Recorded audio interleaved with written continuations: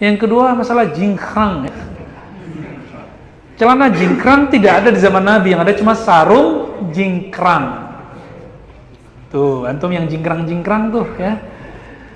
Nabi mengatakan man jarra izarahu atau saubahu. Siapa yang mengulurkan, jarra artinya mengulurkan izarnya. Apa arti izar?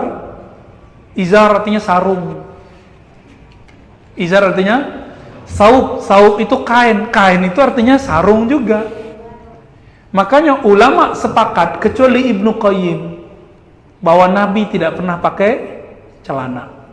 Nabi selalu pakai sarung tuh. Semoga tersinggung. Rasain kata samping ya. Mentang-mentang pakai apa nih? Oh, celana juga. Jadi ternyata Nabi nggak pernah pakai sarung. Namun ini kaedahnya ada. Nabi itu memakai pakaian kaumnya.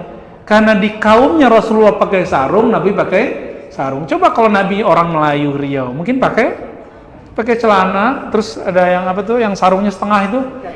Wah, itu di atas lutut malah, Pak. Bukan di bawah lutut ya, di atas lutut malah. Gimana hadisnya? Di hadisnya memang ada di riwayat Nasai ya, orang yang matahtal ka'bain finnar, yang di bawah mata kaki di neraka. Maka Syekh bin Baz mengatakan, kamu walaupun gak sombong, kalau di bawah mata kaki neraka. Tapi pendapat itu dibantah oleh ulama Yaman, ulama Azhar, ulama Suriah. Guru-guru kita rata-rata ya jingkrang, ada yang jingkrang, ada yang tidak. Bahkan Syekh Sudais itu coba lihat di Mekah, kurang salafi apa beliau? Ya, Syuraim dan beberapa masyayikh kadang mereka manjang, kadang enggak. Jadi apa arti kelarangan untuk berpakaian yang jingkrang itu? Ternyata Nabi mengatakan khuyala. Saya sudah jelaskan berkali-kali ya. Nabi SAW dalam Kitabul Libas, bab pakaian di Sahih Bukhari, hadis pertama, Imam Bukhari meriwayatkan dari Abu Bakrah radhiyallahu taala anhu. Beliau keluar dari rumahnya, yajurru saubahu, sarungnya di bawah mata kaki. Saat itu terjadi kusuf, matahari gerhana, lalu beliau langsung sholat dan sarungnya di bawah mata kaki. Diterima nggak sholatnya? Terima nggak? Serius? Kata Ustadz antum nggak diterima. Yang nggak diterima itu yang khuyala, yang dia berkhayal lagi sholat. Sekarang yang berkhayal bukan yang di bawah mata kaki, yang jingkrang-jingkrang mungkin yang berkhayal. Gua nih pengikut sunnah nih ya. Terbayang begitu nggak lagi sholat? Kalau iya, sholatnya nggak diterima. Karena dalam sholat kita nggak boleh memikirkan diri, kita harus kemudian tawajjuh ilallah. Inni wajjahtu wajhiya, aku hadapkan wajahku kepada Allah. Malah mikirin sarung sama celana. Ya, jadi nggak boleh. Jadi silakan yang jingkrang amalkan hadis Ibnu Umar, silakan yang di atas, ya, yang di bawah mata kaki amalkan hadis Abu Bakrah dan Abu Bakar. Kita sudah sebutkan berkali-kali, Abu Bakar kata Nabi, lasta miman sana'a dzalika khuyala. Anda boleh karena Anda tidak sombong. Hadis Bukhari. Kalau nggak percaya buka sendirilah ya. Intiqasul asy'ariyah ya. Apa arti intiqas? Intiqas artinya menghina, merendahkan. Jadi salah satu karakter dari salafi, jadi nggak sah orang itu salafi. Apa karakternya? Intiqas. Intiqas dari kata intaqasa yantaqisu, naqs ya. Menilai rendah, menilai tidak hormat terhadap asy'ariyah. Siapa yang disebut asy'ariyah? Ahlus sunnah yang mayoritas ini, yang meyakini, yang belajar akidah dengan metode sifat 20.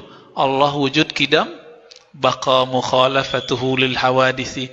Di sini anak-anak masih dilaguin gitu. Alhamdulillah. Dan ingat Pak, ini tolong diingat-ingat terus. Kita ini mau bilang apa tetap salah oleh mereka. Apa karakter mereka? Suka menghina, merendahkan Asy'ariyah. Tadi imam kita udah berani nyebut Radio Roja. Wah, kok nggak sebut ustadznya sekalian ya? Betul, ya. Ustadz-ustadz di Radio Roja, TV Roja, itu jelas-jelas terang-terangan. Kita nggak usah sebut nama ustadznya. Apa pertanyaan jamaah? Ustadz, apakah Asy'ariyah Ahlussunnah? Jawaban mereka apa? Tidak. Mereka firqatun dolalah, aliran sesat. Itu jawaban ustadz yang inisial F, inisial Z, inisial A, inisial macam-macam lah ya. Inisial biar bapaknya pusing aja ya. Mereka bilang kita ini sesat. Kita cek dulu. Imamnya ngomong apa ya? Nah, ini kan di sini disebutkan pembelaan sebenarnya. Nah, sebelum masuk ke pembelaan, kita masuk dulu ke Ibnu Taimiyah. Ibnu Taimiyah bilang apa terhadap Asy'ariyah? Kata Ibnu Taimiyah, Asy'ariyah itu banyak beberapa redaksi. Jadi Ibnu Taimiyah nggak konsisten nyebut Asy'ariyah. Karena mungkin pakai emosi ketika dia membahasnya. Pertama dia bilang apa? Asy'ariyah ini bukan Ahlussunnah murni, tapi Mu'tazilah banci. Nah, Mu'tazilah itu aliran yang di luar Ahlussunnah. Itu satu. Mukhannasul Mu'tazilah. Gitu bahasa Arabnya. Ini parah ini Pak bahasa Arabnya. Ya, istilah ini bahaya. Mukhannasul Mu'tazilah. Mukhannas itu artinya orang dua kelamin. Tuh. Ngomongnya ngomong istilah-istilah yang gak pantas itu.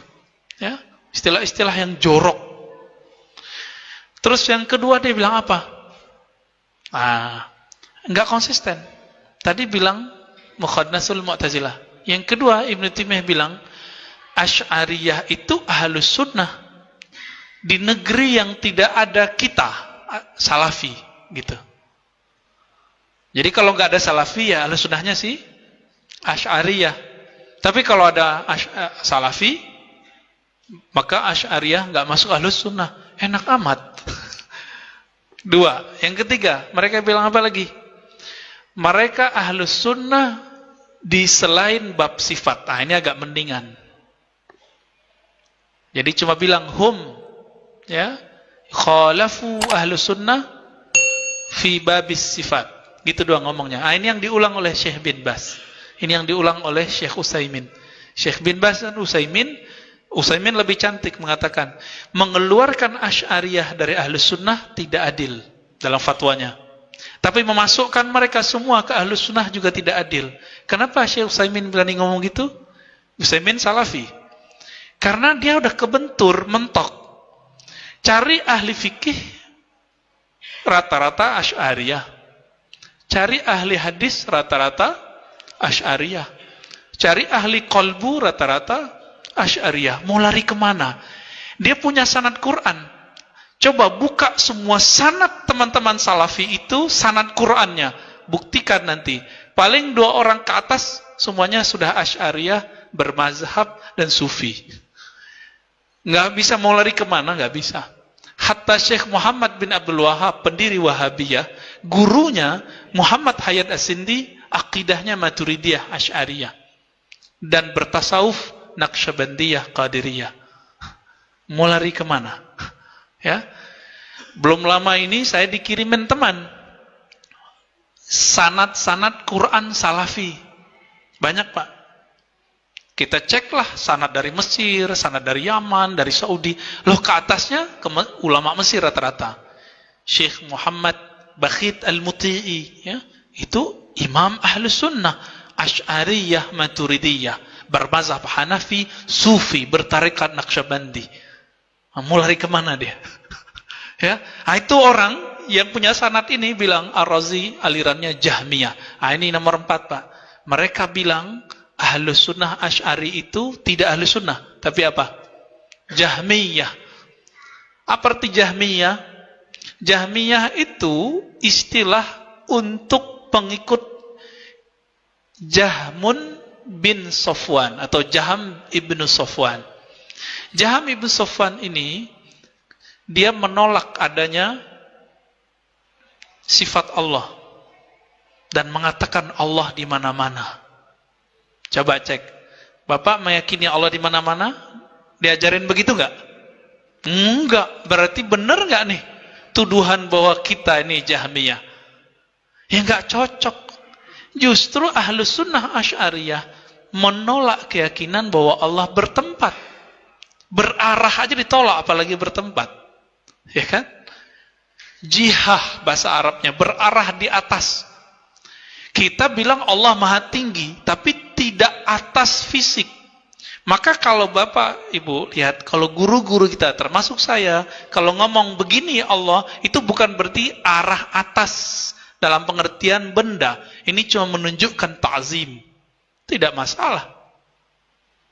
Tidak ada kita bilang Allah itu bertempat di atas. Kalau mereka memang mengatakan fi jihatil ulu, wajib meyakini bahwa Allah bertempat di atas. Di mana? Ambigu. Jadi akidahnya, mereka mengatakan Allah di atas itu ambigu antara aras dan langit. Yang benar yang mana? Allah di langit apa di aras ya? Ya, candain aja Pak. Ada satu ustadz juga ya, Salafi di Pekanbaru dengan fasihnya ngomong Asy'ari nggak terima ayat apa sifat-sifat Allah kecuali hanya 7. Tuh. Diwariskan. Kekonyolan itu kok diwariskan? Ini aneh ini. Orang mewarisin harta gitu, kecerdasan, genetiknya. Ini malah yang mewariskan ketidakmengertian ini, ya. Dan mereka nggak mau perbaiki. Kenapa? Udah dasarnya dari dulu nggak boleh ngaji kepada selain ustadz mereka. Apalagi baca kitab selain kitab mereka. Nggak boleh Pak. Jadi udah kayak apa ya? Fanatismenya sudah nggak bisa diobati. Tapi kita kasih tahu teman-temanku Salafi, jika Anda ingin tahu kebenaran akidah Anda, bacalah buku dan ngajilah kepada guru yang berbeda faham dengan gurumu. Buku yang beda dengan gurumu. Saya yakinkan, gak nyampe sebulan berubah ente. Gak nyampe sebulan. Ya, berubah pasti. Kenapa? Pasti banyak pertanyaan. Taib. Nah, satu kali Imam Ibn Rushd, imam bermazhab Malikiyah di Andalus, ditanya mengenai hukum mencaci, merendahkan Asy'ariyah. Apa kata beliau? Mereka wajib dimintai tobat. Ya. Tapi di sini bahasanya agak dahsyat, Pak. Halaman 35. Tidak akan ada yang paling bawah yang berkeyakinan bahwa mereka berada dalam kesesatan kecuali orang dungu dan bodoh atau ahli bid'ah yang menyimpang. Jadi kata Ibn Rushd, yang meyakini bahwa Asy'ariyah itu sesat hanyalah orang dungu. Tuh, bukan saya yang ngomong Pak ya. Dungu dan bodoh gitu. Waduh, serem amat bahasanya. Atau ahli bid'ah yang menyimpang dari kebenaran. Tuh, 3 gelarnya Ibn Rushd terhadap orang yang mengatakan Asy'ariyah sesat. Gimana tuh kira-kira Pak? Kita dari tadi menghindari kalimat ini Pak. Tapi muncul kalimat ini dalam kitab.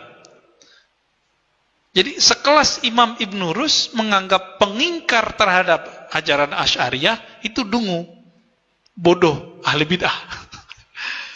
Bahkan menyebut jika mencaci mereka, mencaci kan hukumnya fasik.